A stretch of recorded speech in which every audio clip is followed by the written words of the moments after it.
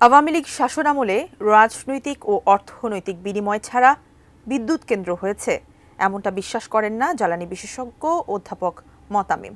আর বিদ্যুৎ ও জ্বালানি খাতের লুটতো রাজকারীদের আইনের আওতায় না আনলে এ খাতে মাফিয়া তন্ত্রের দমন হবে না বলে মন্তব্য করেছেন ডিবেট ফর ডেমোক্রেসির চেয়ারম্যান হাসান আহমেদ চৌধুরী কিরণ।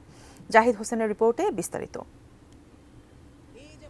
বিদ্যুৎ কেন্দ্রে 15 কোটি টাকা শুধুমাত্র তামার তার বিক্রি করলো। বিদ্যুৎ ও জ্বালানি খাতের দুর্নীতিতে রাজনীতিবিদ নাকি আমলা, কারা বেশি দায়ী এমন প্রশ্নের সমাধান খুঁজতে শনিবার ডিবেট ফর ডেমোক্রেসির বিতর্ক প্রতিযোগিতা। এই আমলাতন্ত্রের প্রভাব অনেক ক্ষেত্রে রাজনীতিবিদদের থেকেও বেশি।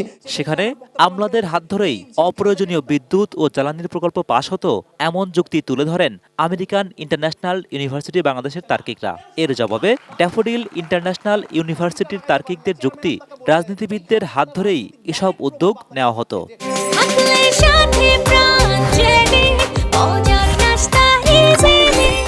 রাজনীতিবিদদের ডিরেকশনের মাধ্যমে দুর্নীতিগুলো হতো মাননীয় স্পিকার। এ অনুষ্ঠানে বিদ্যুৎ খাতের সকল সিদ্ধান্ত গ্রহণে কেবল বিপিডিবিকে একক ক্ষমতার বিরোধিতা করেন জ্বালানি বিশেষজ্ঞ অধ্যাপক মোতামিম। চাহিদা এবং সরবরাহ নিরূপণে অর্থাৎ পরিকল্পনার ভাবটি অন্য একটি সংস্থাকে দিয়ে দিই, যারা ইন্ডিপেন্ডেন্ট হবে, যারা সরকারি আমলা থাকবে না বা কোনো মন্ত্রণালয়ের আন্ডারে থাকবে না। বিপিডিবি তখন হয়তো শুধু এক্সিকিউশন অর্থাৎ সিদ্ধান্ত নেওয়ার ক্ষমতা এক জায়গায়, পরিকল্পনা বাস্তবায়ন করার ক্ষমতা মানে পদ্ধতিটা আর এক জায়গায়। এইভাবে যদি আমরা বিকেন্দ্রীকরণ করতে পারি, একটু চিন্তা ভাবনা করে করতে হবে, তাহলে ক্ষমতার বিকেন্দ্রীকরণের মাধ্যমে আমরা কিন্তু দুর্নীতিটাকে কমিয়ে আনতে পারি।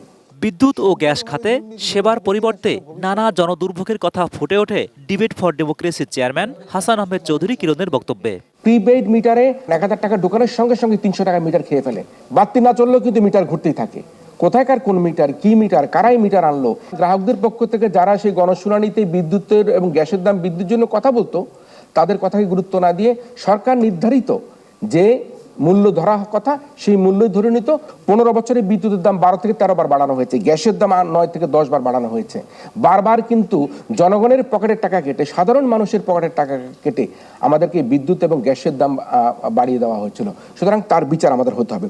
সবশেষে ফলাফল, 5 সদস্যের বিচারক প্যানেলের সিদ্ধান্তে এই বিতর্কের বিজয়ী daffodil international university. Zahid Hossain, ATN news, Dhaka.